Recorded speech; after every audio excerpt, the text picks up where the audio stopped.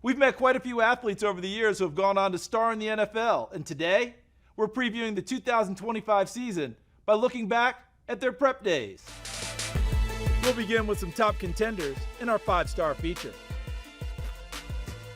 While most running backs start slowing down in their 30s, Derrick Henry showed in 2024 that he still has plenty left in the tank.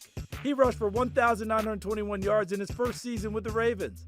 It was the second highest total of his career. Henry was a record-setting running back at Yulee High School in Florida, where he set a new mark for career high school rushing yards, which was held for 59 years by the late Ken Hall from Sugar Land, Texas. It's very humbling, I'm very honored, I'm very blessed. I'm saying my teammates and coaches did a great job this year for me to get that record, and I was just happy to share it with my hometown. Now at 31, Henry will again team up with one of the league's elite quarterbacks, Lamar Jackson. A two-time MVP, Jackson had his best season statistically in 2024. He had career highs with 4,172 passing yards and 41 touchdowns, and his 4 interceptions were his lowest total since he became the Ravens' full-time starter. Despite his success and amazing numbers, he always had his doubters going back to his days at Boynton Beach High School in Florida. He had about 20 scholarship offers, but not every school wanted him as a quarterback. Some labeled him as an athlete who could possibly play receiver or defensive back. He always believed he could be a college QB, though, and he credits his mother for encouraging him to continue to chase that dream. I say my mother pushed me throughout my life. Just single parent, just growing up, she always tried to motivate me and always treated me like a man, not no little kid. So she always wanted me to thrive for greatness, stuff like that. She always seen a lot more than me than I probably see in myself sometimes. At the University of Louisville, Jackson proved he could be a quarterback in a big way. He was college football's most exciting player in 2016, and he became the youngest player to ever win the Heisman Trophy. It means a lot, too many people can't have it, there's a lot of great players that want it, and just for me to be up there with one of the greats is a tremendous honor for me. The Buffalo Bills added to their defense this offseason by signing former Chargers pass rusher Joey Bosa. A 5-time Pro Bowler, Bosa was a 5-star prospect at Florida powerhouse St. Thomas Aquinas. Basically, football is my life. I really can't think of anything outside of what I would do if I wasn't a football player. I have a combination of speed and quickness, but I also have the size and the strength, so that's really most of the times you only see a smaller, really quick guy, or you see a big, strong guy who's not that quick, but I think I have a good combination of both. Back when we met Joey, we also met his brother Nick, who was a promising freshman at the time. All these years later, Nick is one of the best edge rushers in the NFL. The San Francisco 49ers star has 5 career Pro Bowls and won the league's Defensive Player of the Year in 2022. When we followed up with Nick during his senior year of high school, he talked about his relationship with his brother. We were always close, but he was always a bully.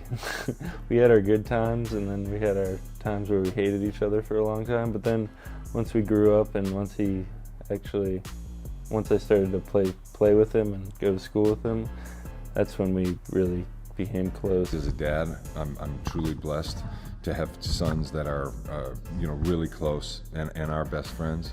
I think that's a wonderful blessing, and it's really a great thing. They went through the normal things, big brother picking on the little brother kind of thing, but I think football brought them together, and certainly the 1 year sharing the field here at St. Thomas was fantastic, and it's just as they've both thrived, Joe's been a great help to Nick, and they've just really become close. The 49ers have another star player who coincidentally we also met when we were featuring his older brother.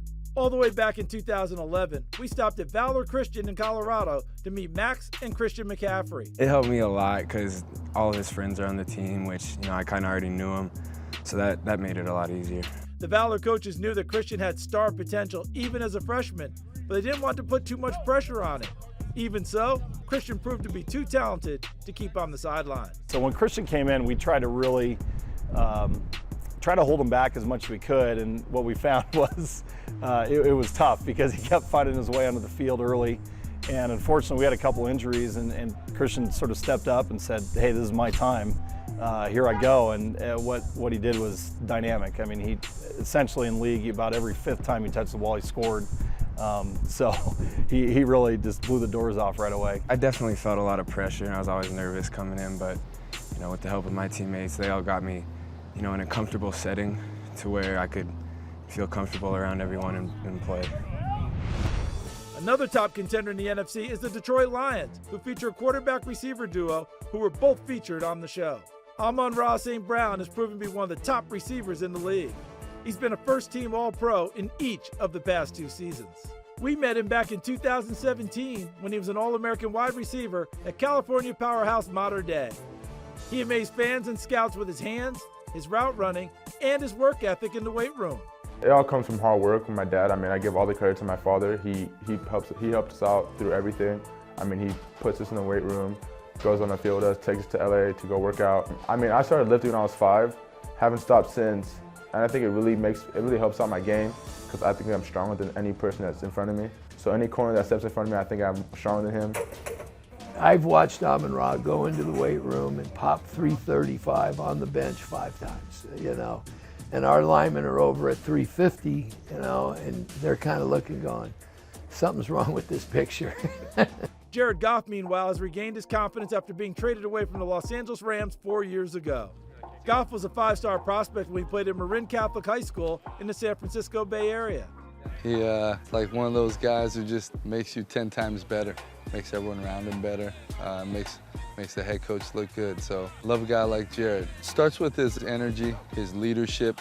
You know, he brings a great presence, you know, to the field. I'm gonna work hard. I'm gonna find a way to win, and I mean, obviously, I've put up the numbers this past year, and you know, I think I'm top 10 in the country, and just deserve a chance anywhere. I love football because it's a great team sport. You know, it's the best sport in the world, in my opinion. And you know, if you need all 11 guys in order to win a game, in order to complete a play, to execute, you need all 11 to do their jobs, and that's what makes it so special. If Goff and St. Brown are in sync again this year, the Lions should find themselves back in the playoffs and contenders for the Super Bowl.